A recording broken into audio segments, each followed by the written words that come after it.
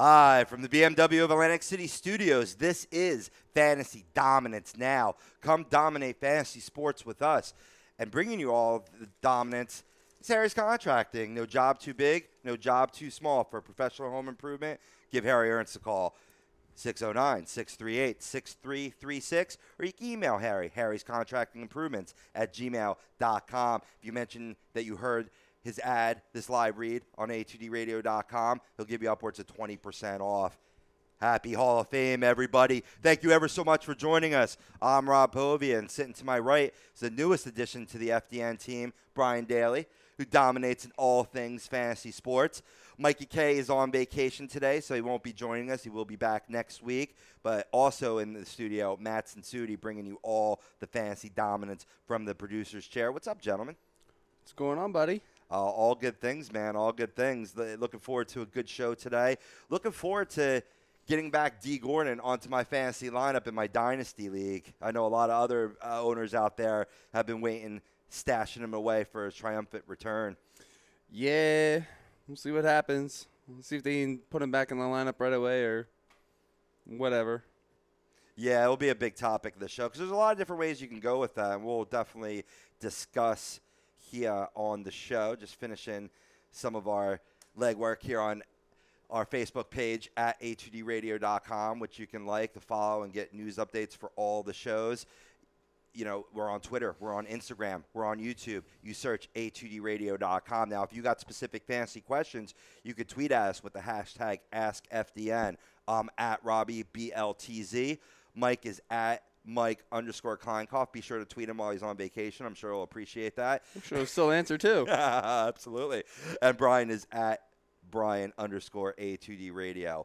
Before we get into the nitty-gritty, just want to let everyone know today's my dad's birthday. So I want to wish my father a happy birthday. Papa Povia is a loyal listener of FDN. How old is he now? Jesus. Maybe he doesn't even want me to say. I'm not even going to say it on the air. I'm not even going to say it on the air. That might be safe. That might be a safe bet for you. Yeah, but happy birthday, Dad. Thanks for listening to today. And, you know, we do have a great show in store for you and for all of you out there.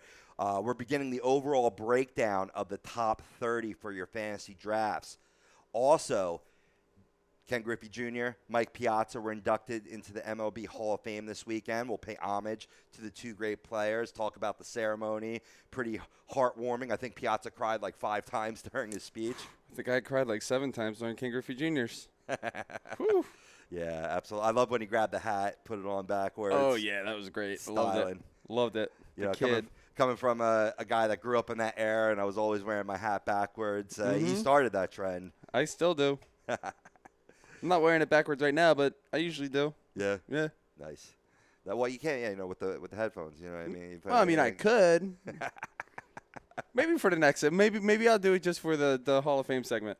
There you go. Yeah. There you go. No, I like your style. Absolutely. Well, the main topic of today is go ahead and put an S on his chest because Dee Gordon returns July 28th, this Thursday. If you're listening to us live on Tuesday as we broadcast here from the BMW of Atlantic City Studios, he returns from that 80-game suspension for PED use. So we're going to see, is he going to reward fantasy owners who stashed him for the 80 games, or is he going to mirror that horrible Brandon Routh reboot, Superman Returns? But we put it up on Twitter. How will the Marlins even use Dee Gordon upon his return? Will he immediately slot in that everyday starter at second base? Will he platoon with Dietrich, who's been really good since he was suspended for the 80 games, an on-base machine? Will he be an everyday starter at shortstop, his original position, or is there another idea that you have out there in the Twitter universe? You can go on at a2dradio_com and chime in. Let us know. Let us know your comments. And so far, man, a lot of people are chiming in. A lot of people must be Dee Gordon owners out there. Must be, man. I love it. How many people voted so far? Like 45? 44? 45? Something 45. Like that? Love it. Love the interaction. Yep. Still got plenty of time to vote in. We'll get into the results later in the show. But this Dee Gordon talk is being brought to you by our proud studio sponsor, and that's the BMW of Atlantic City. And they challenged its sales team. They must sell 100 vehicles, which means you save. Right now, lease a certified pre-owned elite 2016 BMW 320i with xDrive, just $299 a month for 36 months. The ultimate driving experience is closer than you think. BMW of Atlantic City, easy to get to, minutes off exit 37 off the Parkway, or online, bmwatlanticcity.com. So Dee Gordon returns this Thursday. Now, I'll tell you this, folks. He's not in my weekly lineup this week. I have him in a weekly dynasty league, and I didn't throw him in there. I mean, because you only get Thursday, Friday, Saturday games from him, whereas I can get a starter for all 7 days in that situation. I actually had Cesar Hernandez, who the Phillies play a game each day this week. I don't know. I need to see what kind of rust he has from that 80-game suspension. I mean, he's been in the minors, rebooting his skills for the past 2 weeks. But there's minor leagues and then there's major leagues. No, absolutely. First of all, Cesar Hernandez, who's been pretty hot these last couple games, is a good replacement for Dee Gordon, at least for this week. But as far as Dee Gordon goes, you got a couple of questions here you got to worry about. How's he going to be coming back? Like you said, rust. And the biggest thing is, how are the Marlins going to use him right away? Which is our Twitter question. What's going to happen? Yeah, exactly. I mean, how will they even use him? Because, the Marlins, have been prominent. They've been winning. They're in second place in the NL East. They're right in the wild card hunt. And that's without Dee Gordon, because you're getting outstanding performances from Derek Dietrich, as I said before, and Martin Prado has been holding down the hot corner. So even that option of moving Dietrich to third to slot in for Gordon, how do you take Prado's bat out of the lineup? Do either of these guys maybe slide into the outfield? But that's a problem, too, because their outfield has been pretty rock solid. Stanton's a lock. Marcell Ozuna continues to murder the baseball. And then you got Christian Yelich. So there's really no room for any of these guys out there in the outfield. No, I that's a pretty awesome problem to have, to be honest with you. Okay, where do I move this guy? Where do I move this guy? All these guys are batting well. You don't want to take the good bat out of the lineup. Right. So now what do you do with Dee Gordon? And this is where I think it becomes a little bit of a sticky situation for fantasy owners. Dee Gordon is going to give you good at-bats. He's going to put up good numbers.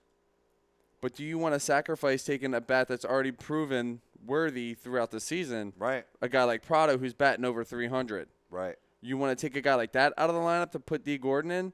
Dee Gordon's going to give you a little bit of pop. But he's more of a speed player anyway. Right. Exactly, man. Take a guy like Dietrich out? Maybe. Take a guy like Prado out? No, you don't want to take Martin Prado out. Right. Martin Prado is probably, I'm pretty sure he's the highest average on the team. So obviously he's not taken out. Right. I don't know who their shortstop is, but you might be willing to. Maria. Yeah, you're not taking Maria out. You know what? I think you can, because, he's rock solid defensively, but his offense, is a liability for this team, and that's the one weak point. And Dee Gordon has played shortstop in this league. He definitely, his defensive skills don't measure up to Maria, but because of the offense that you may or may not get, and I'll get to that in a quick second, that might be an option there to where you can keep Dietrich where he is, you can keep Prado where he is, and then you still get Gordon every day. But here's the question, Brian, right? Are fantasy owners or the Marlins going to get the guy that hit 333 last year, that stole 58 bases, that chipped in with 46 RBIs, had 205 hits on the season, which is that's a great benchmark milestone when you get over 200 hits in a season. Agreed. Or are you going to get the guy that before this 80 games was only hitting 266, only had 6 stolen bases on the season? Now, mind you, this was in 21 games played only, small sample size, but he didn't get off to the rip-roaring start that we saw in 2015. No, he didn't, but, it's a long season. Players turn it around. And Dee Gordon's the type of player where his average may not go up, but all his other production's going to be on the rise. Stolen bases is going to be on the rise. Base hits will be on the rise. I don't know if he's a guy that creates a lot of walks, but that could be on the rise. Oh, no, yeah, his on base is exceptional, or can be exceptional, I should say. But he's the type of player where he'll continue to work and work and work and work, and you'll see it pay off. Right. Yeah, I mean, he might not get 58 bags stolen this year, but he'll be up there. He'll be close to 30, 35. Right. Even with missing 80 games this year. Yeah. I mean, he's got a lot of time to make up for it. It's from, let us not forget, from PED use. Yes. Whether it was intentional, unintentional, I don't care. You failed the test. Now, he did the crime. He did the time. But you know as well as I do, Brian, that sometimes that doesn't always have a warm reception to the fan base. And we'll have to see how the fan base reacts to him in Miami. Yeah, I mean, the Milwaukee Brewers fan base welcomed Ryan Braun back with open arms. When he openly said, I did not use PEDs, and then found out that he was found guilty of it. I think the Miami Marlins, as well as they're playing right now without Dee Gordon, I think they're going to welcome him back. Yeah. He's going to be welcome sight. I mean, they brought him in for a reason, and he put on a good showing last year. I mean, why not? Yeah, Donnie Baseball, I think, certainly will carry no stigma towards him. Like I said, he served 80-game suspension. That's a hefty suspension. There's a reason why it's so hefty. Right. When you come back with that tabula rasa, that clean slate. But the fans, I mean, you already have Barry Bonds as the hitting coach on this team, and we all saw how Barry Bonds was booed a lot when he was playing and all this amidst all, and he wasn't ever even found, guilty of steroid use. Whereas Gordon, not steroids, but HGH or performance-enhancing drugs in general, the reception's one thing, but that doesn't affect the field. And here's what's going to be the issue. There's going to be a bit of a cluster, as we alluded to before. Dietrich's an on-base machine. He's hitting 305, on-base 392, slugging 448. And while playing a passable defense at second, it's long been his – Gordon, it's been his weakness, his defense. So you kind of lose a little defense there as well. Got a little bit of breaking news here. Cool. The Toronto Blue Jays have officially acquired Melvin Upton Jr. and cash considerations from the San Diego Padres for Hansel Rodriguez. So that should help out Toronto. That's going to help them out huge, man. I actually saw that there was rumors of that this morning. I guess now it's official. I love it for the Blue Jays. They've been without Joey Bats in that outfield, and even when he comes back, he may only be able to DH. Turf toe. It sounds insignificant, but if you play football out there, you know how painful turf toe can be. I'm not going to lie. I always saw it as an insignificant injury, and if you were out for turf toe, you were a panty waist. Yeah. Yeah. Definitely. Well, I mean, and the Blue Jays were minus Chris Colabello, who was out, was suspended for PED use. So I think it was a great pickup for the Blue Jays. And I own him in that same 16-team Dynasty League. I love it. I think it's going to increase his value being in that hitting machine in Toronto. Oh, absolutely. He's having a great year, even with a crappy team in San Diego. I thought it was a great move for the Blue Jays. Right, absolutely. No, great value. So, I mean, if Upton's available in your league, I'd swoop him up because I think his value is only going to go up from here. And he was tearing the cover off the ball, I'd say, about 2 weeks ago. He's kind of simmered down a little bit. The All-Star break kind of interrupted that hot flow for him. It does that for a lot of players. Yeah, definitely. But a return to the AL East. He spent 7 years with the Tampa Bay Rays. Mm-hmm. They might have been the Devil Rays when he started there, but they're the Rays now, right? So there's a lot of familiarity there in the AL East. So it'll probably be like a nice homecoming for him, even though it's a new city for a guy that after that 7 years, he got traded to the Braves, moved on to the Padres, now Blue Jay. Slowly becoming a vagabond like Jose Reyes. Yeah, pretty much. But getting back to Dee Gordon and that scenario, I wanted to mention what Prado's been doing. He's batting 308, 354 on base, 399 slugging, which leaves a little to be desired. So I think if you sit anybody, I could see occasionally, this is where I disagree with you a little bit, I think you can sit Prado, move Dietrich over to third, and put in Gordon at second base. I think that's something that you can pull off so that way you don't miss a beat.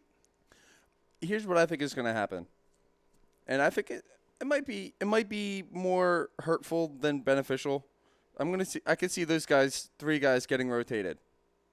as like a 3-man rotation. So one day Dietrich's going to play third, Prado. One day Prado's going to play third. Dee Gordon's going to play second in those situations. But I don't really see this defense and this lineup really getting too shaken up with Dee Gordon coming back. Yeah. I think we're going to wait to see what happens next year. I mean, the option, and this is why I wanted to give an option as everyday starter at shortstop, is that Hechavarria, and I believe I butchered his name earlier. Let me repronounce. Hechavarria has been the Marlins' lone weak spot. I mean, he ranks 167th out of 169 qualified batters with OBA on the season, and he also rates out as the 5th best defensive shortstop in baseball this season per Fangraphs.com. So you keep him in for the defense, but he's an offensive liability.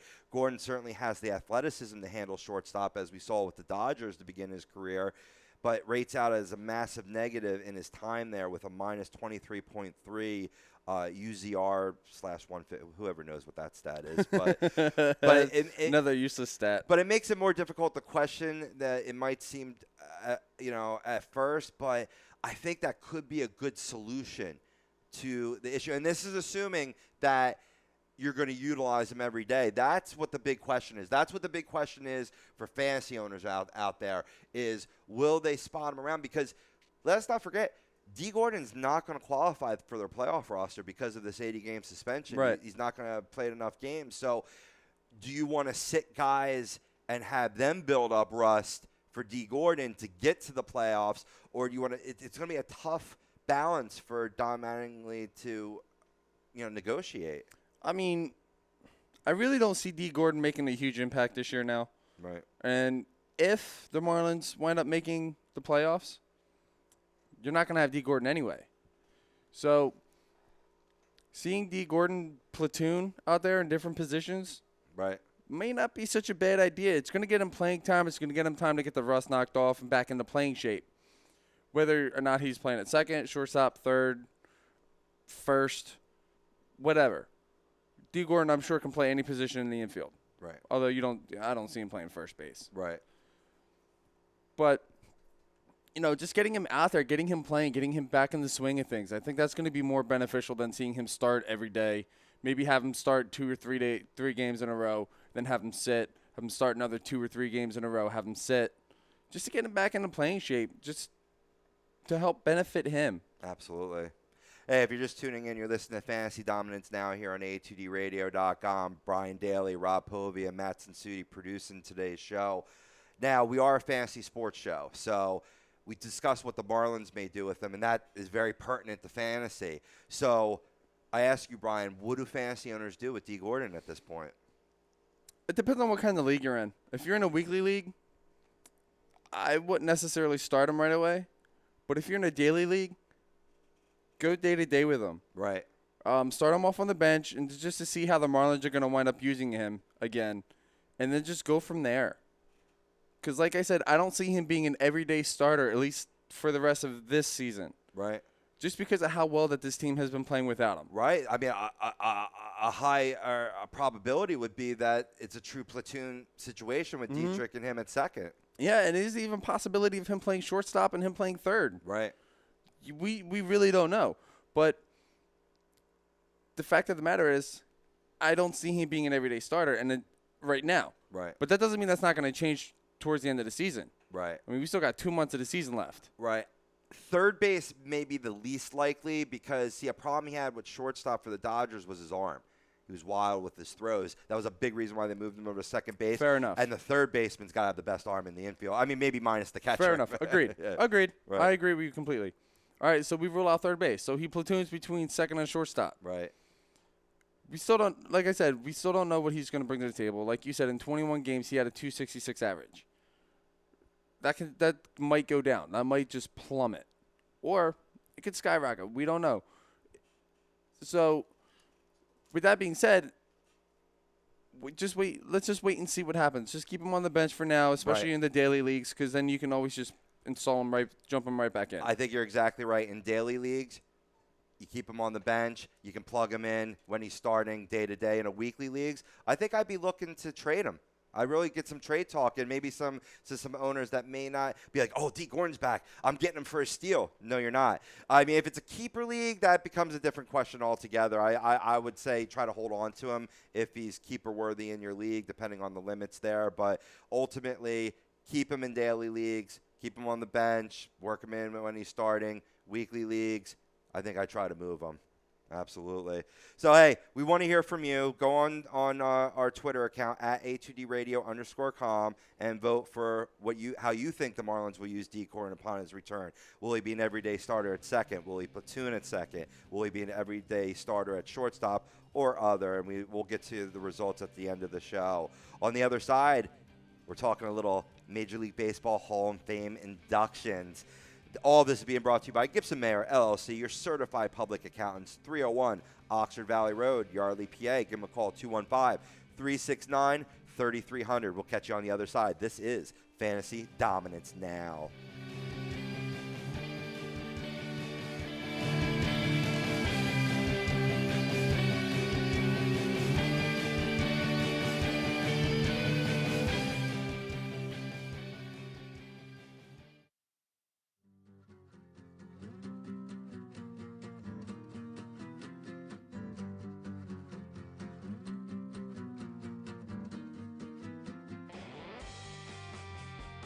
Hey guys, Rob Povia here from Fantasy Dominance Now in the Hockey Happy Hour with a quick question.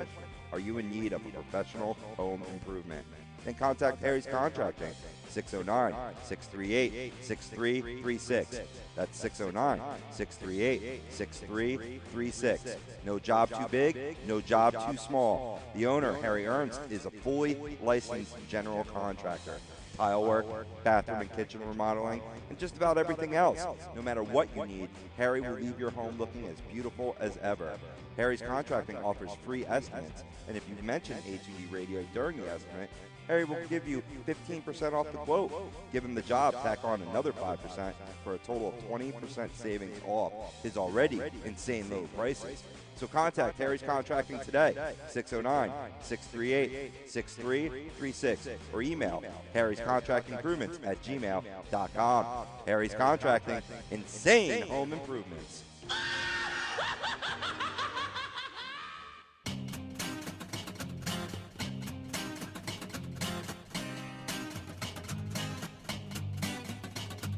A2DRadio.com is proudly sponsored by Gibson Mayer, LLC Certified Public Accountants. Gibson Mayer, located in Yardley, PA, is a leading accounting and business consulting firm with a proven track record of handling critical issues with expertise across many different industries, including construction, distribution, hospitality, manufacturing, real estate, service trades, merchandising, professional services, and professional athletes.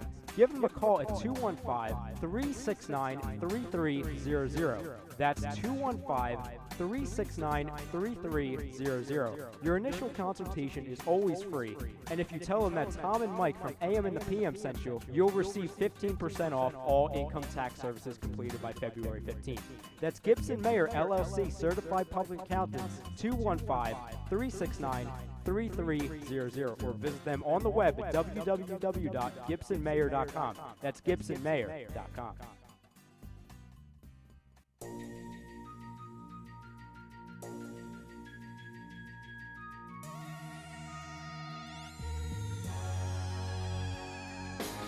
A2DRadio.com is sponsored by The Sports Outlet, located 703 Black Horse Pike in Glendora, New Jersey. With over 40 years of customer experience giving the latest in uniforms and equipment to sports enthusiasts of baseball, softball, football, basketball, hockey, soccer, and much more. Give them a call at 856-939-2030 or send them an email at sportsoutletnj@comcast.net or visit their website at www.sportsoutletinc.com for all of your sporting needs.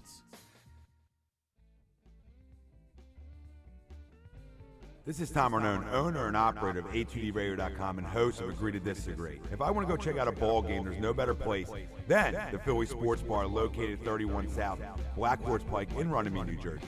With over 40 plasma and HD TVs, a brick oven, a 2-story deck, the Sports Bar has surpassed everyone's expectations. From the one-of-a-kind sports memorabilia to life-size sports figures. The bar stays true to its name.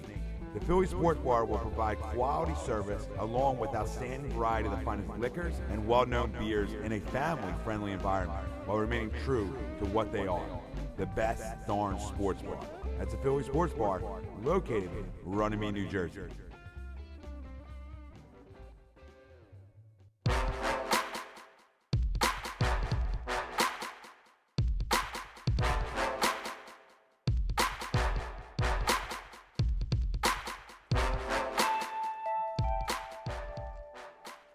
What's up, my fantasy players? Welcome back to Fantasy Dominance Now, only on A2DRadio.com and powered by Harry's Contracting for professional home improvement. Give Harry Ernst a call, 609-638-6336, or email him, harryscontractingimprovements@gmail.com. Got Brian Daly in the house, Matt Sudi on the ones and twos, Rob Povia steering the ship. Maybe I got one hand over my eye, driving. Nah, we don't drive drunk here at A2D. This is going to wind up being like the boat trip in Step Brothers, isn't it? We're just going to go right into a jetty, aren't we? It's more than likely. It's very highly probable. But if you want in on the dominance, you like us on Facebook, you follow us on Twitter and Instagram, and you subscribe to our YouTube channel, you search A2DRadio.com. Now, if you got specific fantasy questions, just tweet us with the hashtag AskFDN. We were talking about how will the Marlins use Dee Gordon upon his return, and how will you use him as a fantasy owner? Will you trade for him? Will you get rid of him? Will you try to work him in on a daily league? Well, you're going to have to tune in at the beginning of the show. You can rewind right now if you're listening to us live. You can finish out the show and go back and start from the beginning another time.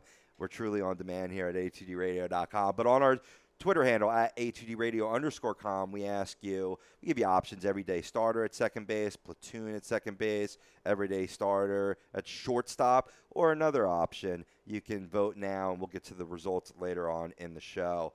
But for now, we're sticking with baseball, but we're moving away from the fantasy element a little bit to really bring praise to two men that were honored this weekend, Hall of Fame weekend in Major League Baseball. As many of you know, up in Cooperstown, New York, wonderful ceremony to honor both Ken Griffey Jr. and Mike Piazza into the Hall of Fame. Agreed. I was a little surprised at how small the class was, but the legend between both of these players, outstanding. Oh, it's very fitting. It's absolutely very fitting that these two went in together. And Piazza's been on the ballot for a few years, and he wasn't getting enough votes because of that hint of steroids that was around him or whatnot. But I think it's exactly the way it should have been. Agreed. You know, he had to wait 2 times, gets in on the third, kind of shows a lesson to those that are still working their way to the Hall of Fame.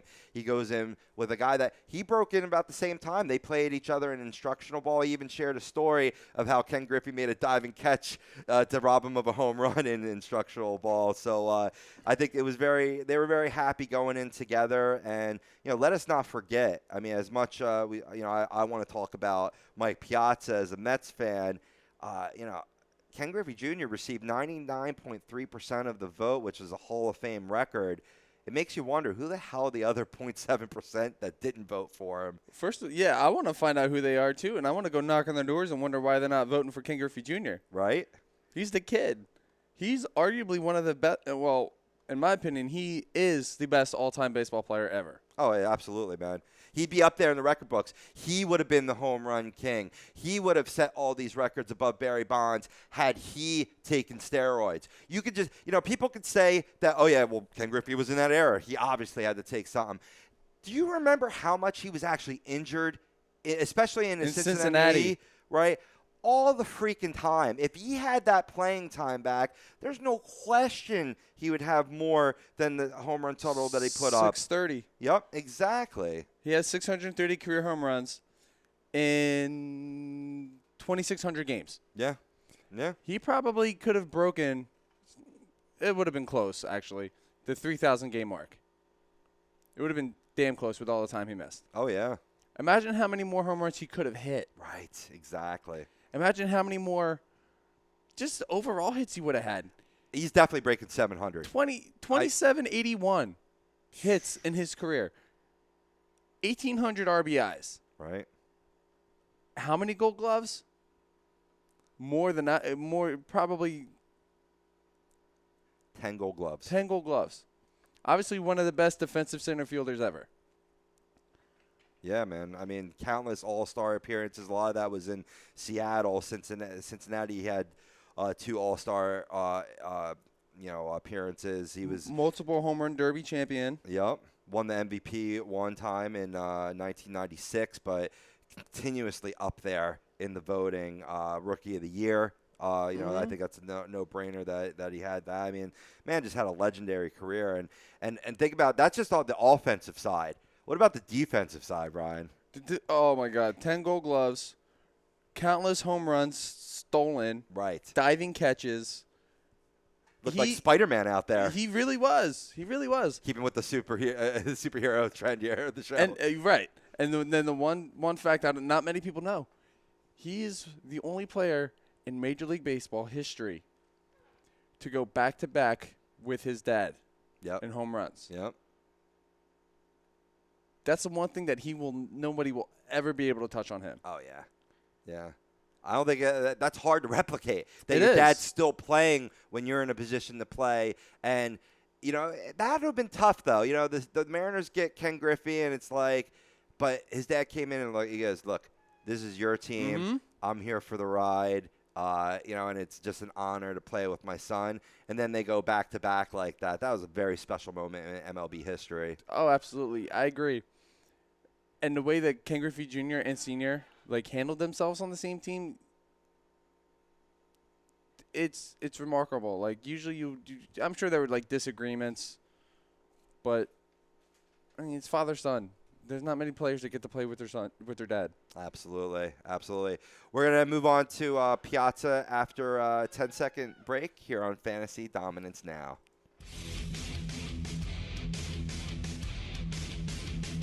You're listening to A2D Radio. A2D Radio. A2D Radio. At A2DRadio.com.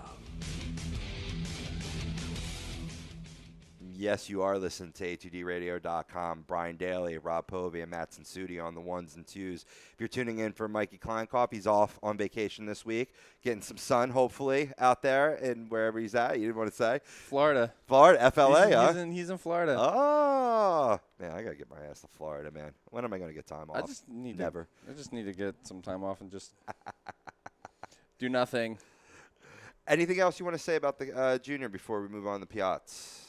We will never, ever see another player like Ken Griffey Jr. Yeah. We will never, ever have anybody swing the bat like Ken Griffey Jr. did. Yeah.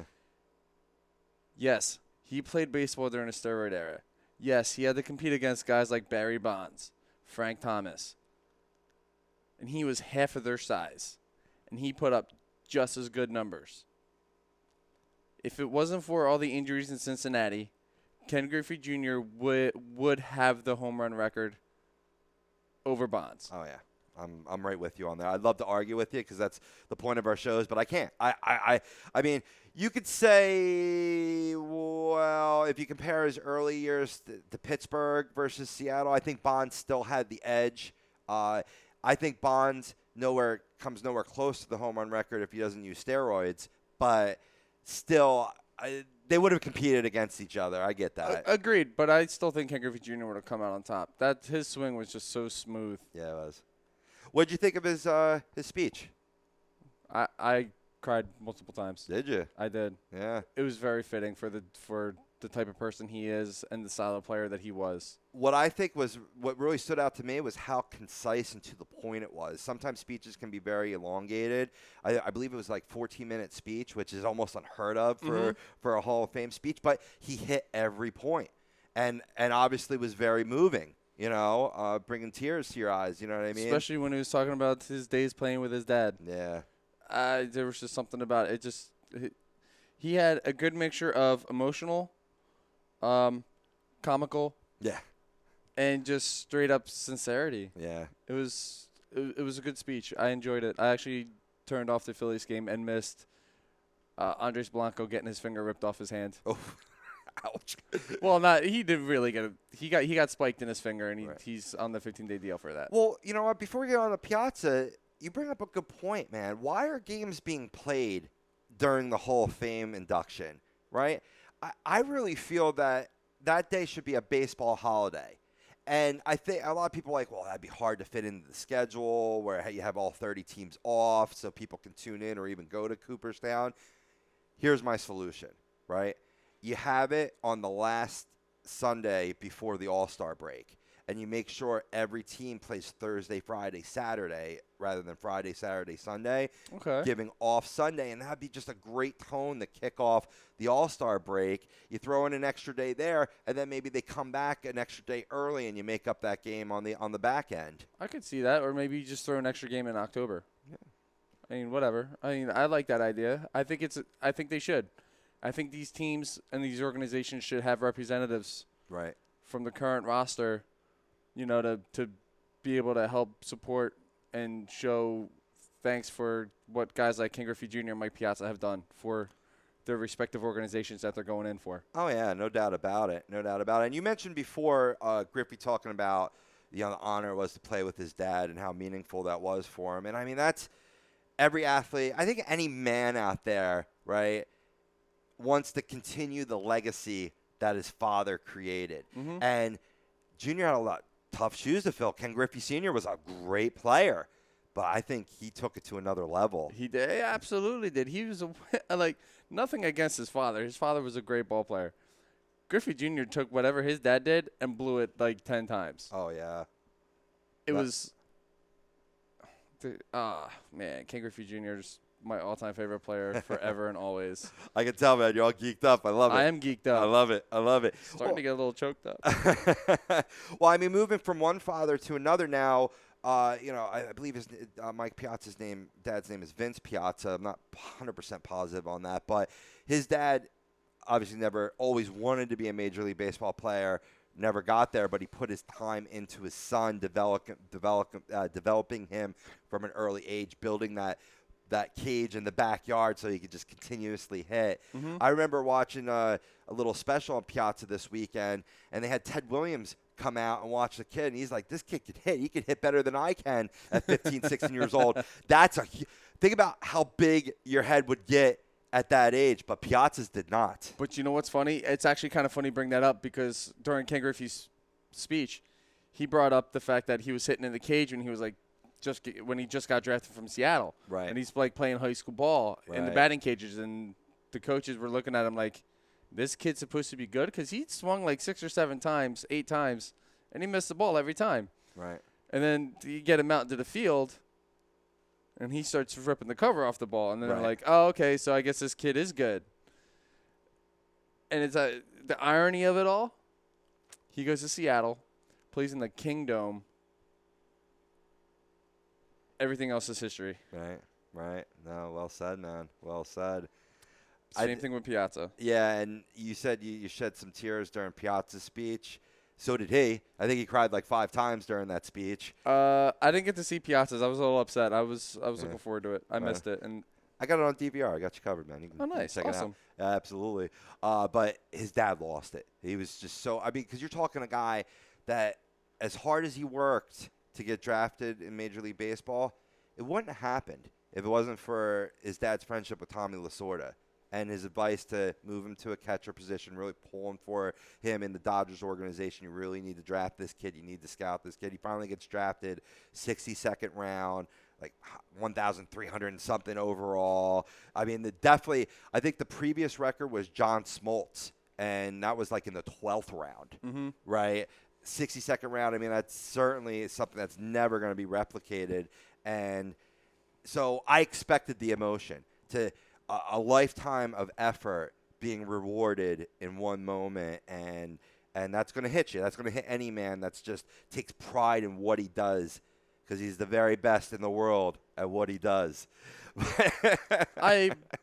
Piazza, I mean, he brought so much to his game. He brought so much to the field. He never left anything. Right. He never left anything undone. He gave you everything every night. And as a Phillies fan, watching him play with the Marlins and watching him play with the Mets, I hated him. I hated him because he wasn't a Philly. Right. That's why. It's like especially being from Pennsylvania. Right. Irony of it all. Right. 308 career batting average, Right. 427 career home runs. Which I'm really proud that he called it quits what he did, because I was worried that he was going to have the Mickey Mantle syndrome where he held on too long and then had that average dip below 300. I'm sorry, I just want to jump in. No, that's fine. In 19,012 games, 1,912 games, 1,335 RBIs. Yep. And the big home run that nobody will ever forget. Right. The first game after 9/11. Right. Game-winning home run. Not only does that put the smile on all the Mets fans, but that put the smile on a lot of baseball fans nationwide, saying that we will move on. There is something to cheer about. I mean, Howie Rose, I think, said it perfectly when he made the call. No, absolutely. There's so many things about Mike Piazza, beyond a ball player. He was a class act. Right. As a person. Again, like with the kid, there's not going to be another player like Mike Piazza either. Yeah. The all-time home run king for catchers. And, as you alluded to before, a total of 427, which is nothing to sneeze at. I mean, a lot of people could say, well, maybe you should be at 500 to make it into the Hall. Well, they didn't have to catch 100-plus games a year, and let's face facts. He did play a little first base towards the end of it, but he was primarily a catcher. And to have that batting average as a catcher is phenomenal. Yeah, I mean, most catchers, by the end of their careers, move over to first base at some point, just because they want to keep playing. They're getting older, their knees aren't holding up like they used to. And they still want to play. Okay, what can I do? Do I go to an AL team? Do I play designated hitter? I could always move to first base. That's always an option. Right. Most players just go to first base because they still want to play. They still feel like they can play. Right. Mike Piazza showed that he still could. Right. And I mean, 396 of those 427 were in that catching position, which I think Joe Torre came close to that mark, but still didn't exceed that. But Joe Torre played a lot of first and third, too. He wasn't only a catcher. So it's just remarkable what he did as a player. I think what was really remarkable about his speech, I think it's going to go, and this isn't just me being a Homer Mike Piazza fan, right? It's going to go down as, if not the best, one of the best Hall of Fame speeches of all time, just because of how he gave you just a complete snapshot of his career experiences, and again, in a concise manner, really talking about all the influences that touch upon his life. And one of the things, I expected him to talk about Lasorda, and certainly he owed it to him, because in the end, going in as a Met, wearing that Met cap, it's the right thing to do. I don't care what you say out there. It is the right thing to do. But Lasorda did make it happen for you. That could be a little mud in his eye, but then you take the speech, and, their relationship is like this. I mean, he knows, he credits the man, he credited him in the speech. What I was surprised about was the testament that he gave to Philly legend Mike Schmidt, who was there as one of the panel for representing the Hall of Fame, really saying how, he grew up watching him, idolizing him. He was a huge Phillies fan growing up, obviously, growing up in Norristown and Pheasantville. Really giving a testament to Mike Schmidt. And so if there's any Phillies fans out there, like yourself, like you said, you grew up hating him as a Dodger and certainly as a Met. And a Marlin. For a week. Yeah, I mean, he was only there for a cup of tea, but it doesn't matter. When they have alumni events, he's invited as a Marlin, exactly. Which is weird seeing him in a Marlins uniform. Like, was he a Marlin? Yeah, he was. He's had a cup of tea there, but if it wasn't for the Marlins, he would have never been a Met. Exactly. I think, honestly, the Chicago Cubs were hot after him, and if they had worked out a trade from the Dodgers, the Cubs were keeping him. And who knows, maybe they would have gotten rid of that curse of the Billy Goat long ago. I think they're going to get rid of that this year, but that's a conversation for another day. No kidding. But I just, what really stood out to me when I was producing Agree to Disagree this last Sunday, and if you haven't caught that show, certainly after our show, catch them immediately. A great show. I was thoroughly entertained from the production chair. But I expected Brian Wilson to blast Piazza, as just a very staunch Phillies fan, a great 4x4 guy here in Philadelphia. But he actually came out and said, you got to have respect for Piazza. And that really showed me that what this man meant to the game. You brought up the homer, the first game, professional game played after 9/11. Let us not forget the 99 season, working the Mets all the way to the 99 NLCS, the 2000, the Subway Series. He made a mark on this game, and he was just a hard-working guy that showed that if you put your head down, anything was possible in this world, and that's just a great message to send to the kids. Agreed. Mike Piazza, Ken Griffey Jr., congratulations to both of you. You both deserve this honor. Absolutely. You know what's another great message to tell the Just kids? sent a chill down my spine. I'm sorry. I love this game. You're my new speechwriter. Yes. You know what else is a good impression on the kids? It's a BMW Atlantic City. You got to get a nice, sweet ride. They challenge their sales team. They must sell 100 vehicles, which means you save. Right now, lease a certified pre-owned elite 2016 BMW 320i with xDrive, just $299 a month for 36 months. The ultimate driving experience is closer than you think. BMW of Atlantic City, easy to get 2 minutes off of exit 37 on the Garden State Parkway. Or you can catch them online at bmwatlanticcity.com. On the other side, it's fantasy football time. Get geeked up. This is Fantasy Dominance Now here on a2dradio.com.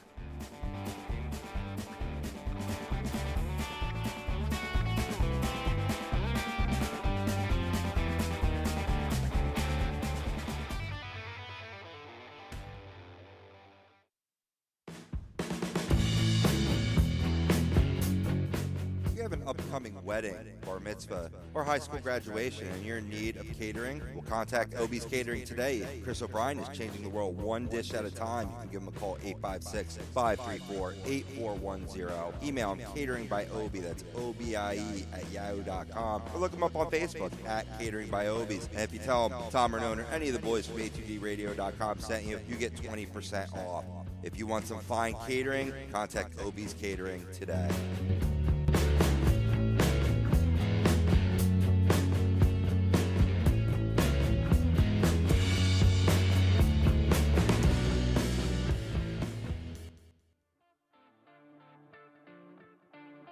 Hey, do you consider yourself the next Tiger Woods, Phil Mickelson, or Jordan Spieth? Well, head on out on November 5th at Valley Brook Country Club in Blackwood, New Jersey for A2DRadio.com's first ever Real Talk Invitational.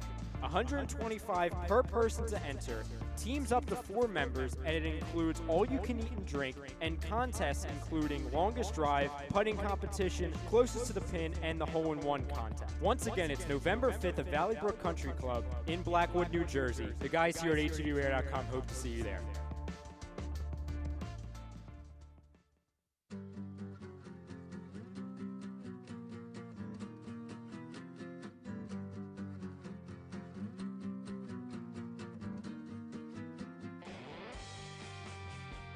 Hey guys, Rob Hovia here from Fantasy Dominance Now in the Hockey Happy Hour with a quick question. Are you in need of a professional home improvement? Then contact Harry's Contracting, 609-638-6336. That's 609-638-6336. No job too big, no job too small. The owner, Harry Ernst, is a fully licensed general contractor. Tile work, bathroom and kitchen remodeling, and just about everything else. No matter what you need, Harry will leave your home looking as beautiful as ever. Harry's Contracting offers free estimates, and if you mention A2D Radio during the estimate, Harry will give you 15% off the quote. Give him the job, tack on another 5% for a total of 20% savings off his already insane low prices. So contact Harry's Contracting today, 609-638-6336, or email harryscontractingimprovements@gmail.com. Harry's Contracting, insane home improvements.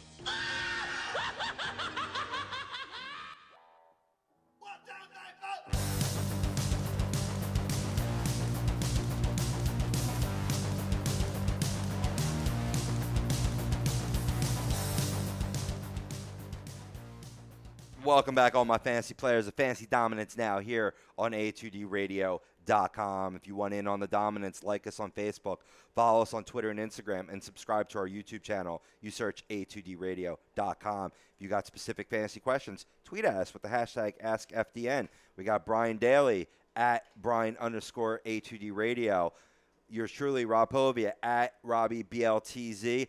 Mikey Kleinkopf is off this week, but he's available for you on Twitter at Mike_Kleinkopf. We've talked Dee Gordon's mighty return. I think it will be better than the Brandon Routh reboot of Superman, but will you be able to use him in your fantasy leagues? We answered the question. You're going to have to go back to the beginning to find out. Yeah, Brandon Routh's Superman Returns. You know whose return would be better than that? Who's that? Freddie Galvis. Yeah. Although he's not even hurt. But I'm just saying. No, I feel you. You had to bring that up? Well, you know what? D Flash Gordon, as I like to call him, because Flash is my favorite superhero. He's guaranteed to give you some quality effort on the base pass. So that's something you can count on D Gordon for. And we'll get to the poll results at the end of the show. We asked you on Twitter, how will the Marlins even use Dee Gordon upon his return? Will he be an everyday starter at second base? Will he platoon at second base? Will he be an everyday starter at shortstop or other? And we'll get to the results in a little bit. But first, we got to get to some fantasy football, man, because, we're here for your questions, certainly for baseball, but it's just about fantasy football draft time. So we're going to start this week by beginning our top 30. Overall positions. We're not dividing them into position by position because that's not how you really draft. You can't really draft like that. You got to – for some people, it's drafting your best position first. And I feel like that's the way it should be in the first 3 or 4. You take the best available. Right. And then from like 5 on, depending on how many people are in your league, you got to use some strategy there because, obviously, guys like Adrian Peterson, he's gone in the top 3. Ironically enough, my buddy last year drafted Ron Gronkowski, number 2 overall. He could potentially be gone in the top 5. Right. Where do you go from there? Right. Who's your number 1? Right. That could be anywhere. Absolutely. That could be anyone. No doubt about it. So we're going to give you our top 30. We're going to start this week with numbers 30 through 21. I also have a little sleeper I got reminded about on Twitter yesterday, and I saw this post from Pro Football Talk. Josh Gordon says he's blessed and excited to return to football. The Cleveland Browns, he's been reinstated by the NFL. He has. The Browns are welcoming him in with open arms for a second opportunity to show that he can, put the ball down and play some football. And that, this is a guy that in pre-ranks, obviously he's going to be way down there based on no stats from last season. Might be a guy that people forget about or don't think about if they're not the most intelligent fantasy football managers, that you could get at a steal even below this top 30, maybe even like below a top 50. Yeah, maybe. He's definitely going to be a late round pick. And on top of it, he's suspended for the first 4 games of the season. So you got to keep all that stuff in mind. He's definitely worth the risk in keeper leagues. But I don't know if I would take him in a normal standard league. Keeper league, I would give him a shot. But if he's there and you need like 2 spots to fill, go for it. This is where I disagree with you, my friend. I'm taking a shot on him. 4-game suspension or not.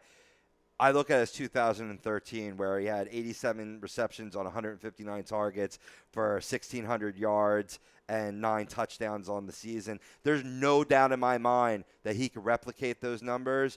I mean, people might say, well, with RG3? Yeah, no, with RG3. Especially agreed. with RG3, yeah. I agree to that. But at the same time, the guy hasn't played football in how long? Over a year. Yeah. And then he's got the first 4 games he can't play in. Yeah, next year, absolutely. If he puts up the numbers in the games that he plays, next year, absolutely, obviously, potentially first-round pick. But right now, me personally, I wouldn't take a chance on him. No, I get it, man. I think running backs and running backs and quarterbacks I would be concerned about rust. But wide receivers, man, just like my man from Ballers, I'm trying to think of his name real quick. Ricky something. Or are you thinking of somebody else? Ricky Jarrett. Thank Ricky you very Jarrett, much. yep. Ricky Jarrett, man. I got skills that pay the bills. These skills don't go away. That's what he said. So Fair enough. I love that show, Okay. Ballers, man. If you haven't caught that show, you got to catch Ballers, man. Just had its second episode of season 2 this past Sunday, and I got to catch up on that. it's just another side of rock, man. It's Entourage in the sporting world. So Pretty if you like much. the Entourage, we'll go watch Ballers. But Josh Gordon's going to be a baller, and I say that you can draft him in the top 50. I mean, he's not in my top 30, right? But I mean, I just see him coming back strong. I mean, time will tell. Yeah. Like I said, this is my opinion. I'm probably not going to go after him. Sure. But if he's available and it's my pick, and I'm in like the last 2 picks of the league or in the draft, I might take a chance.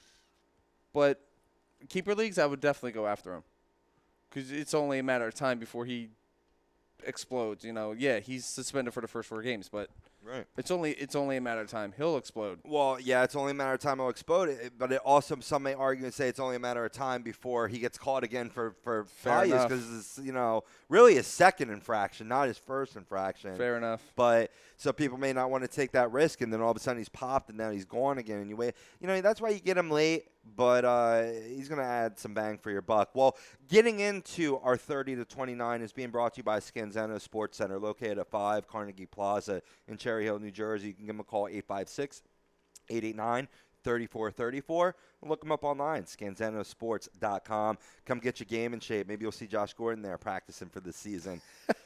So let's start at number 30. Who do you got at number 30? My number 30, I got Amari Cooper from the Oakland Raiders. He had 72 receptions last year, over 1,000 yards receiving, and 6 touchdowns. I think his numbers are going to grow this year. Yeah. Last year being his rookie season. I mean, some people may be worried about a sophomore slump, but Oakland's on the up and up, Yeah. especially on the offensive side of the ball. Got a great quarterback. They got a throwing the great ball. quarterback. They got good wide receiver options. Mm-hmm. Somebody's going to get left open. I think it's going to be Amari Cooper. Right. I agree with you, man. I have him one spot higher, 29. So I'm picking up what you're putting down. I think you've covered everything with Amari Cooper. He's a talent. He's definitely their number one. Mm-hmm. There's some other people that will be deserving targets there, but he's going to get the most targets. So, Agreed. Yeah, I have him at 29. At 30, I actually have running back C.J. Anderson from the Denver Broncos. Okay. Kid's got a world of talent. Doesn't really have to be looking over his shoulder anymore for the position. And last year, in 152 attempts, had 720 yards and 5 touchdowns on his career, has 1,600 yards and 13 touchdowns. I think you give this guy, 20-plus touches a game, and he can just outright explode behind a great offensive line in Denver. Agreed. The only question that why I don't have him higher is that, well, you no longer have the defenses respecting Peyton Manning. Yeah. So who's going to replace Peyton Manning? That's still up in the air. Will CJ, continue that dominance, or will defenses be stacking that? I think he's a bruiser. I think even if they're stacking 7, 8 in the box, he'll break through that. And if you're getting him, at that price, I think it could be a potential steal. I could see that. Absolutely. I can see that. So I had Amari at 29. Who do you got at 29? I got somebody who needs to prove himself, and that's LaShawn McCoy. Oh, okay. To me, I think he had a very off year. I mean, he was hurt for a good chunk of the year, so he missed some time. But in 203 attempts, he didn't even break 1,000 yards rushing. True. He only had 3 touchdowns. Right. So he's got to prove himself this year. He needs to come back and prove that he is the runner that he was in his last season in Philly. Right. As the top rusher in the league. And I think he can do that in Buffalo. But he needs to show it. He will do that in Buffalo. I actually have him at 26. Maybe I'm a little high on that, but like Josh Gordon. But but no, I hear what you're saying. He does have a lot to prove, but he's set up for success. I mean, Rex Ryan has done wonders not only with that defense, but that offensive line is looking stout. Now you got Tyrod Taylor cemented in that starting quarterback position, and defenses need to look out for his running ability. So much like Russell Wilson and previously Marshawn Lynch in Seattle, that's going to afford him a few more gaping holes, especially if they run that option play that McCoy can perfect. I expect a big year from LaShawn McCoy. That's why I have him as high as 26. Yeah, I mean, like I said, he's got to prove it to me. Right. I'm all about, if you have I get it. Players have off years. I Right. get it. Injuries, they're just not, reading the holes as well as they do in the past. Sure. You just got to come back the next year and prove it. Right. Prove that you're worth the money that you're getting paid. Prove that you deserve the rushing title that you got a couple years ago. Just prove it. That's all. Right. And let's not forget, it was his first year in Buffalo after, 6 years in Philly, different surroundings. I mean, Buffalo's a cold place to play, and so that can affect a runner's game. But all excuses aside, maybe if he wasn't frequenting clubs and getting into altercations and focusing more on football, you could see a better result too. So I think much like a lot of football players, his off-field antics need to get cut down in order to result in on-field successes. Agreed. No doubt. So, all right, at 28, I'm going to go first here, and I'm going to throw running back Mark Ingram, New Orleans Saints. I've always been high on Mark Ingram. I just feel that the only reason why I don't have him a little higher is that I don't think the Saints have done enough improving their defense. And nor really could they with the draft picks that they were, they had going into this year's draft. They didn't improve their defense, which is going to result in a lot more shootouts. When you have a lot more shootouts, less opportunities for a running back to tote the ball. Now, can Mark Ingram catch it out of the backfield? Yes. Yes, he can, but not he's more of a straight-up runner. He is. He's one of those guys you want to give the ball and you just want him to bust through the line. I mean, he has some speed. He doesn't have that speed to really, run out wide and try and run around people. Right. So, I mean, you don't really want to use him in passing downs. No, you're going to use C.J. Spiller more in that. Yeah. The Ghostface Killer himself. Or even Tim Hightower, he was good for the Cardinals. He's now on the Saints as well. So I think in more passing downs, you're going to see them in Ingram. So if the Saints aren't in the game, that's going to hurt his fantasy value. And that's a big consideration in fantasy football. What kind of games is that man's team going to be involved in? Right. Who do you got at 28? I got Jamal Charles from Kansas City. Oh, okay. He's coming off of an injury that he sustained in Week 4. That low? Wow. Okay. Injury hurt him. He only put up 364 yards rushing last year in 71 attempts, 4 touchdowns. He was on pace to have another killer season like he always does. Right. That number is only gonna go up, in my opinion. Yeah. He's a dynamic runner. He's a dual back. Right. He really is. He can run the ball. He can go up the middle. He's a passing back, too. He can run to the outside. Oh, you don't have to sell me on Jamal Charles. I'm not trying to sell you. I'm just saying. He directly gave me 3 championships in fantasy football. So I can't put him that low, though, man. I mean, I get it that he had the injury and what have you and how he would respond back. Well, he's responded well from injuries in the past. I don't see it curtailing him. I mean, maybe I'm being aloof to what physical ailment he's battling back from. But believe it was a knee injury, right? Which can be potentially hard to come back for a running back. But I don't know. He's got to be in my top 15, though. I mean, it's cool. It's cool because my next pick, a lot of people are going to yell, and probably you as well are going to yell at me about. But I just got to say, I don't know. I wouldn't have Jamal Charles that low. I mean, obviously, he's going to go in the first round. Right. But this is just my top 30. I got you. Offer perspective for the people's brother. Right, that's what I'm trying to do. I got you. Yeah. I ain't hating on you. I'm just hating on the points. Oh, man. So, without further ado, I'll get to my number 27. My number 27 is Cam Newton. Really? Yes. I see regression. Plus, my list isn't based on overall projected points. If that were the case, the top 10 would be all quarterbacks. Right. Because they get the most fantasy points right. in general, depending on your scoring system. But my list is based on relative value at the position. And let's face facts, people. Drew Brees is the only player to go back-to-back as the top fantasy point getter, which Cam was last season, I believe. I'm not even going to quote myself. I don't want to be incorrect. But he had a lot of fantasy points depending on your scoring system. He was leading most leagues in that category. I don't see that happening again.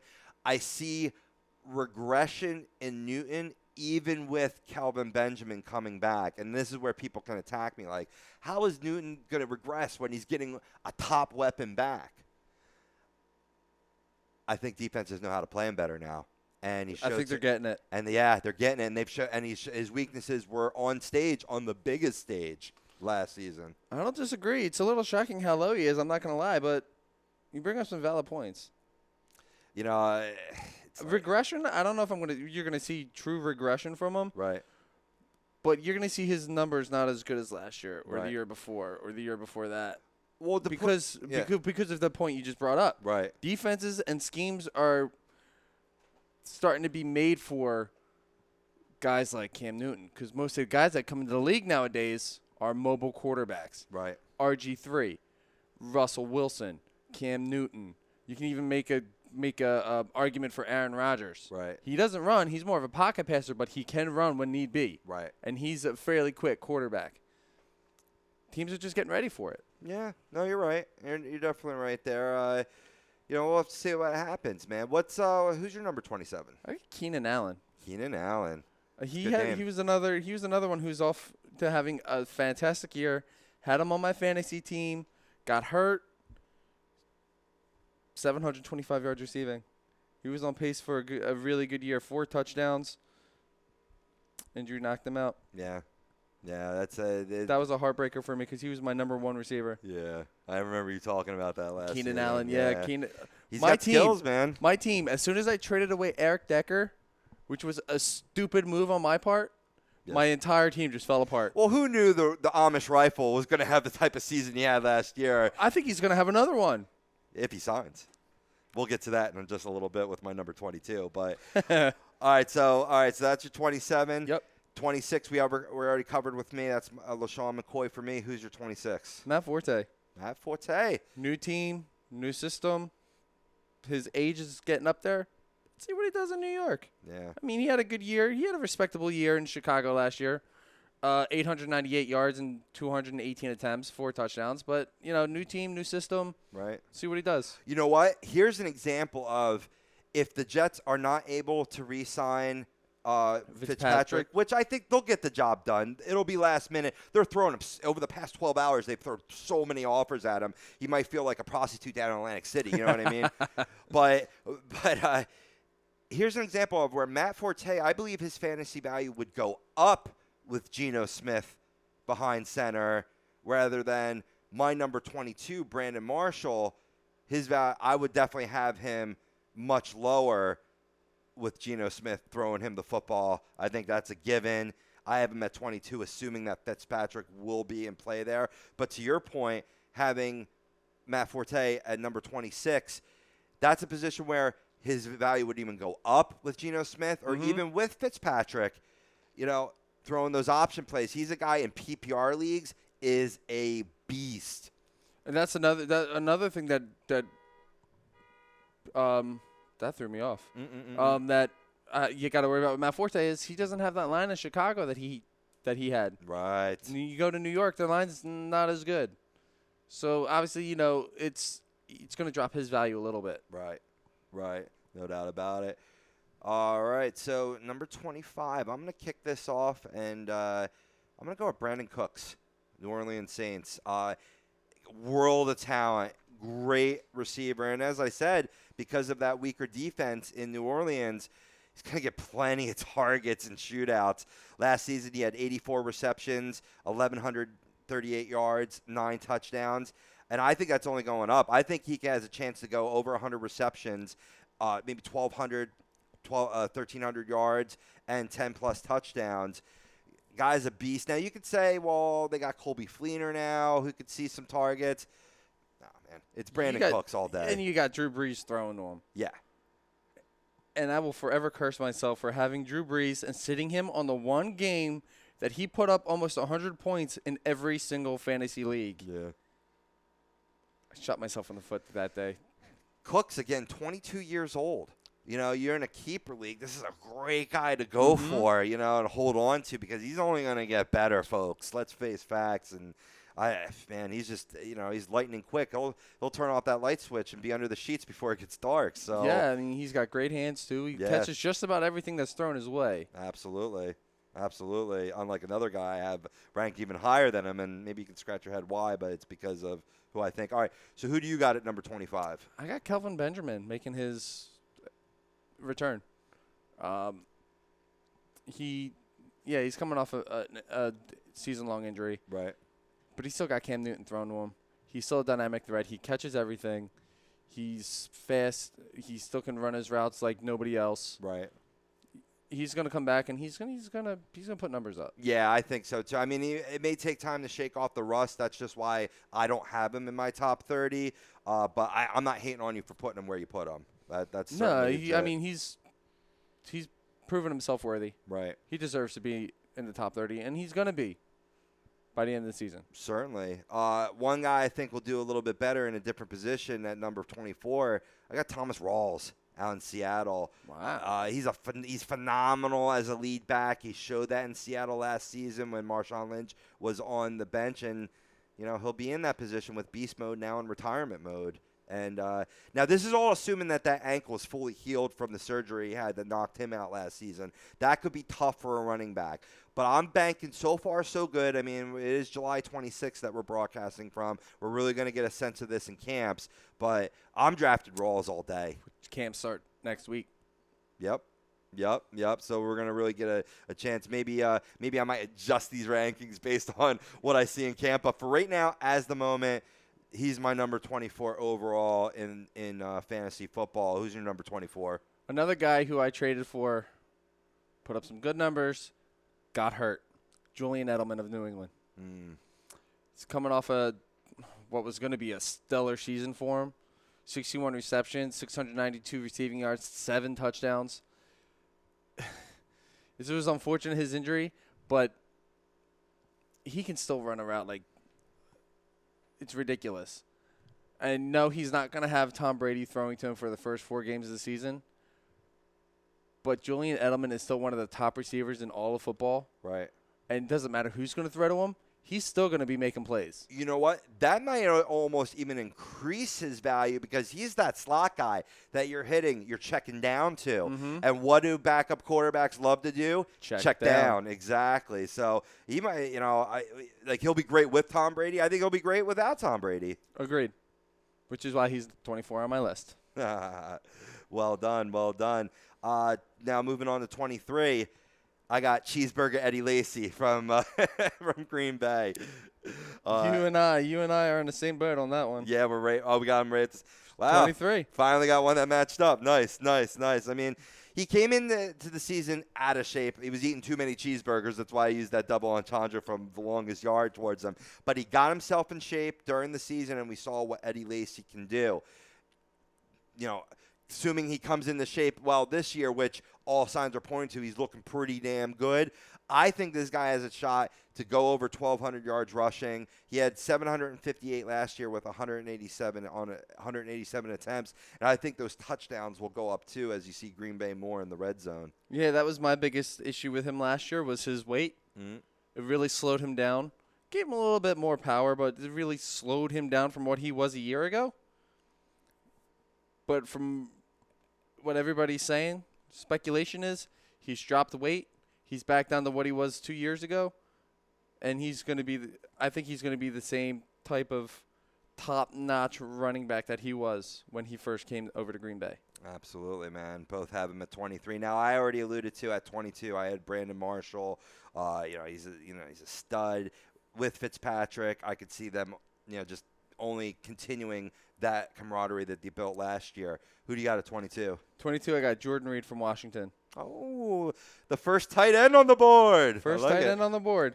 87 receptions last year, just under 1,000 yards receiving, and 11 touchdowns. Now, he could arguably be higher on the list, but I feel like he's a little injury prone. Yes, he is. Yes, and that's what drops him a little bit. But sure. Kirk Cousins, that's his favorite tight end to throw to. Yeah. And he showed it last year. His value is up there.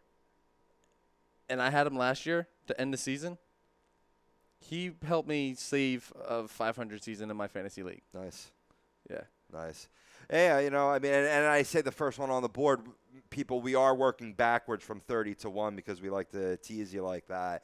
My number 21, Mike Evans. After a full season, off season with Jameis Winston, I feel Evans' TDs will go up and those drops will go down with more familiarity, and hopefully he worked on those hands this offseason. But seriously, Evans is better than that. I project him at 1,100 yards and 10 to 12 TDs. The man is a great red zone target. He's my number 21. Who's your 21? 21, I got Alshon Jeffrey from the Chicago Bears. He's coming in to this season healthy. He's got nothing really holding him back like he did last year, where he didn't really start until like week, 4, 5, something like that. Right. After being, let's say, questionable in the first basic quarter of the season. He's coming in healthy. His numbers are going to go up.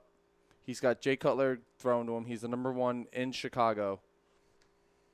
He's going to put numbers up this year. There's no doubt about it. Another no doubt about it, no-brainer situation is Liberty Event Rentals. For all your party needs, they rent tents, tables, chairs, the whole works, and they deliver.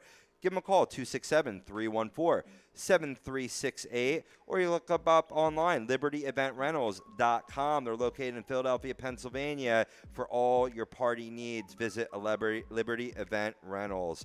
And tune in next week as we give you our number 20 to 11 of our fantasy football top 30. But we're not quite done yet, people. On the other side, we give you our poll results. How will the Marlins use Dee Gordon? We take it to the people, and we have a few kings, a few jacks, and a few jokers. I know Matt Sudi a joker over there laughing. I love it, man. Hey, we're going to have Hockey Happy Hour at 1:30 today, too, here on these same airwaves. But for now, Brian Daly, Rob Povey, we'll be back on the other side. Fantasy Dominance Now, here on A2DRadio.com.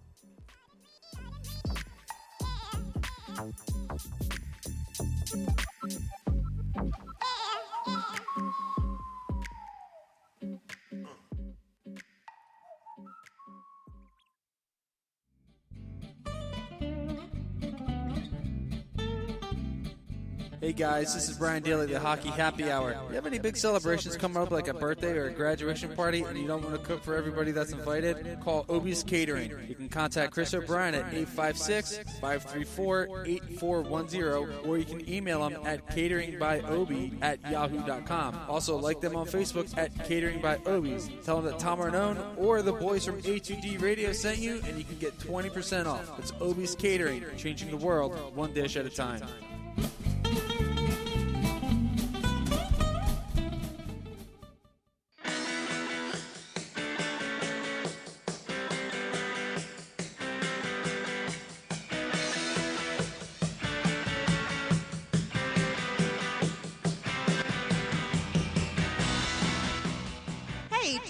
Get your skills in shape, then contact the Scanzano Sports Center, located at 5 Carnegie Plaza in Cherry Hill, New Jersey. You can give them a call at 856-889-3434 or visit them on the web at www.scanzanosports.com. John Scanzano offers individual, semi-private, and team training lessons in hitting, pitching, catching, outfield, along with turf rentals. The Scanzano Sports Center is equipped with a 31,000 square foot indoor facility, 4 batting cages, and a 4,000 square foot strengthening and conditioning room. So what are you waiting for? Contact the Scanzano Sports Center today.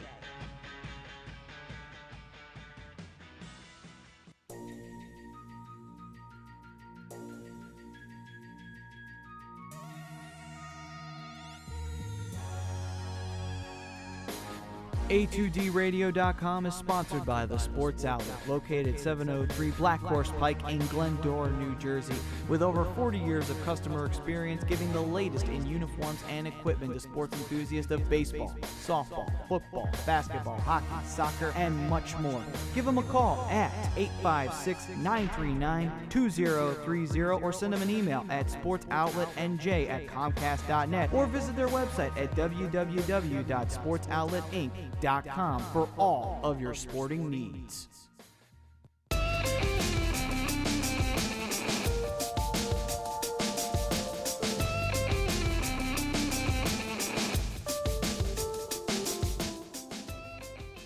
And welcome back to the dominance that is FDN. Brian Daly, Rob Povey, a 10-time champion in fantasy football, 8-time champion in fantasy baseball. Come at me. Matt Sudi on the ones and twos. If you got specific questions, hey, man, we're here for you. Tweet at us with the hashtag AskFDN. You can follow us on Facebook. You can like us on Instagram and Twitter. You can definitely subscribe to our YouTube channel to get notifications of shows. You just search a2dradio.com. Few points of order before we take it to the Twitter universe for our poll today. Want to let everyone know, in case you haven't gotten notified, Rangers DH Prince Fielder reportedly to undergo season-ending neck surgery this week. The club has not confirmed this, but if you were hoping that Prince was going to make a mighty return, well, it's looking very grim at this point. Also, if you're an Aroldis Chapman owner and were frustrated with the low save opportunities in New York, albeit he has gotten 20 of them on the season, we'll expect that number to skyrocket as the Cubs acquired him on Monday. We're broadcasting on Tuesday. They got him Monday, July 25th, from the Yankees for prospects Gleyber Torres, Billy McKinney, Rashad Crawford, and returning back to the Yankees, right-handed pitcher Adam Warren. So the Cubs just skyrocketed their chances of winning a championship. Maybe the move will help you in your fantasy leagues. That was such a clutch move for the Cubs. Right. I think that's one of the things that hurt them last year. I believe they got there. Did they get there? Say again? Cubs got to the World Series last year, right? Or Nope. They didn't? That's. Oh, right. I know as a Phillies fan, you're trying to burn that from your memory. No. My memory's just bad as it is. Right. They had a shot. They were in the. I think that was one aspect of the game that hurt them last year was the back end of the bullpen. Yeah. And I think they got it. They got a good move here, Yeah. and I think that's really going to help them. Against the Mets in the NLCS last year, yeah, the game was very competitive until you got into the later innings, and the Mets dynamite bullpen outshined the Cubs, and that's why the Mets swept them in 4. Yep. Two guys that have really been helping you in fantasy, if you're proud owners of them. Red Sox first baseman Hanley Ramirez had 5 homers and 12 RBIs last week. Rocky shortstop Trevor Story, and I know Brian Wilson's very happy about this, 6 homers for NL Best 27. They both bashed their way to AL NL Player of the Week honors at the week ending Sunday, July 25th. So that's a few news and notes coming in from the baseball world, from the fantasy sports world. Time to go to the polls. We asked you, how will Marlins use Dee Gordon upon his return? Will he be an everyday starter, platoon at second base? Will he be an everyday starter at shortstop or other? Well, thank you all for chiming in and voting. Really appreciate it. But with 72% of the vote, people are saying he's an everyday starter at second base. Forget about the 80-game rust. Forget about the PED use and that stigma. Forget about how good Dietrich has been. He's your guy. He's being plugged back in there. I'm not saying I disagree with you. I'm just saying my personal vote went towards everyday starter at shortstop because that's how the Marlins get the best overall lineup on the field. 15% voted for a platoon with Dietrich at second base, which is many of the experts, the fantasy experts, are saying that would be more likely the case. 7% everyday starter, 6% other. I mean, I see him as a platoon. Yeah. It's just a way for him to kick off the rust. I really feel like by the end of the season, he's going to be the everyday starter. Yeah. As somebody's eventually going to cool off and moves are going to get made. He's Donnie Baseball's guy. He had him when he was a Dodgers manager. He pulled him over to the Marlins, so yep. He's got that in. Well, our Twitter poll and all the wonderful results is being brought to you by Obie's Catering, changing the world one dish at a time. You contact Chris O'Brien, 856-534-8410. Email him, cateringbyobie, that's OBIE, @yahoo.com, or look him up on Facebook, @cateringbyobie's. If you tell him Tom Arnone sent you, you get 20% off. Now, moving on to the fun that is Kings, Jacks, and Jokers. I'm just going to have to go ahead and say this and speak for both of us. I think our Kings this week are Ken Griffey Jr. and Mike Piazza. Agreed. Right? Hands down, me, Piazza, greatest hitting catcher of all time. I know you were siding with Ken Griffey Jr. Could have been the home run king if he did steroids like other people did. Arguably, I think he could have done it without steroids. Yeah. He did it. He hit 630 without steroids. Right. He easily could have been. Sorry. Let me get this out first because I got several thoughts running through my head right now. Do it. To me, he's the greatest baseball player of all time. There's no player like him. He was the second coming of Willie Mays, but better. Second coming of Willie Mays. That's high praise. That is high praise. That's all I'm going to say. Mic drop. Boom. Moving on to our Jack, and if this is the first time you're tuning in the show, we pick a king, just someone that embodies charity, strong performance. Our Jack category is just a jack off, somebody we want to blast. And this week, I am blasting MLB Commissioner Rob Manfred. It came out this week that he wants to set rules to limit relief pitching use. Are you kidding me? Let's make a sport that is already so confined by rules and make it harder for the managers to manage the game. I don't care. It'll speed up the game. Try actually enforcing the pace of play rules first, huh? Huh, Mr. Manfred? As Brian Wilson quoted on, or didn't quote, as I'm quoting Brian Wilson from Agree to Disagree, Rob Manfred is dangerously close to Roger Goodell category as just a scumbag commissioner, maybe even the NHL commissioner, Gary Bettman, for one, Matt Cinciuti. I had a lot of respect for Rob Manfred before I read this article, but like I said, try to enforce the pace of play rules first. My suggestion is to institute ball one on too long of a mound visit. You go over that time, the next batter that's in the box gets ball one automatically, and you begin the count there. Inversely, for the batter, if he's not in the box within the time allotted, strike one. It's simple. That will speed up the game. It's a shame because 2 years ago, this game was averaging about 2 hours and 52 minutes. Now it's back over 3 hours. And this is after you instituted pace of play rules. It's because of the damn instant replays. I mean, you have people in New York. This should only take 30 seconds, a minute tops. Instead, it's taking 4 or 5 minutes. You know, let the umpires, make mistakes and have arguments and yada, yada. 9 times out of 10, they're getting them right anyway. I'm just saying they need to develop a better system for that, or if they're going to keep that system, then you have to enforce the pace of play.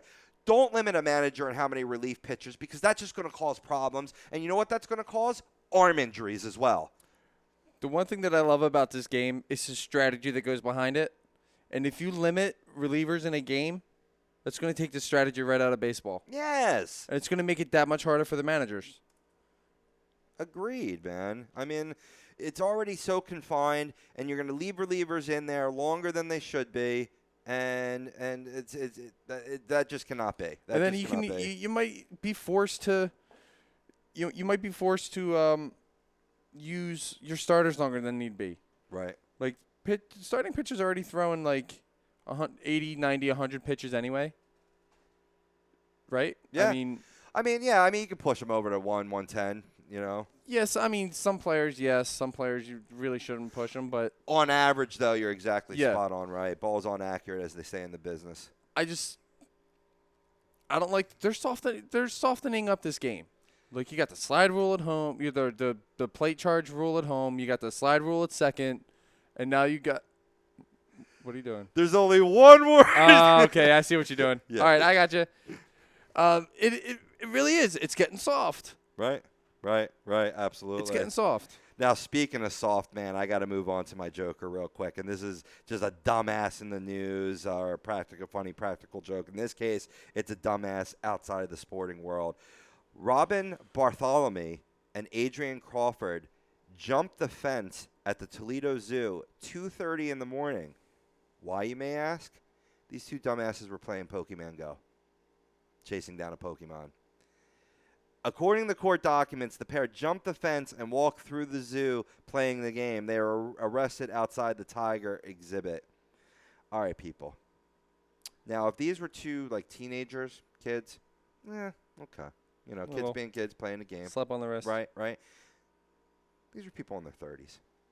And maybe even older than that. I didn't get an exact age, but I was just going by their mugshot. They looked older. Do you have a full-time job? Do you have shit to do? Why the freak are you playing Pokemon Go? This is the degradation of our society. And I know you're a gamer, Brian, and I don't mean to insult you, but Pokemon Go, I actually read a news story that a girl got hit by a car because she was staring at her phone checking down a Pokemon Go, right? I get it. Games are fun or whatever. Get off your damn phone already and get a job, sir. Really. It's ridiculous. People that have time to play these games are just... I know you're going to hate me for this, Brian, but you're a loser. You're a loser. And Maddie's probably going to lynch me, too. I'm pissing off everybody here, but I don't care. I'm standing by convictions. I absolutely hate Pokemon Go. First of all, I don't play Pokemon Go. Okay. I am a gamer, but I have responsibilities that are my priority. If I have time to play a game, I'll play. Right. But everything else comes first. Right. I'm 30 years old. I need to be an adult. If I got time for games, I'll play. Sure. But if not, it's not a big deal. It's not the end of my world. Right. Well said. Well said. That's all I'm saying. I think we're gonna mic drop it on there or whatnot. It's been a great show. If you just tuned in late, I feel bad for you, son. Go back to the beginning. Start it from the beginning. We're on YouTube. We're on our station website, a2dradio.com. We're truly on demand. We bring you all things fantasy sports. Tweet at us with the hashtag AskFDN. We'll help you get into the fantasy baseball playoffs or get prepared for those fantasy football drafts. For Brian Daly, Matt Cinsudi producing, I'm Rob Povia. Keep it there on a2dradio.com as Hockey Happy Hour is live today at a special time, 1:30, and bringing you all the fun is the BMW of Atlantic City dealership. They challenge its sales team. They must sell 100 vehicles, which means you save. Right now, lease a certified pre-owned elite 2016 BMW 320i with xDrive, just $299 a month for 36 months. The ultimate driving experience is closer than you think. BMW of Atlantic City, easy to get to. Minutes off of exit 37 on the Garden State Parkway or online at bmwatlanticcity.com. And tune in next week to Fantasy Dominance Now as we give you 20-11 in our top 30 fantasy football players. Keep it real, people.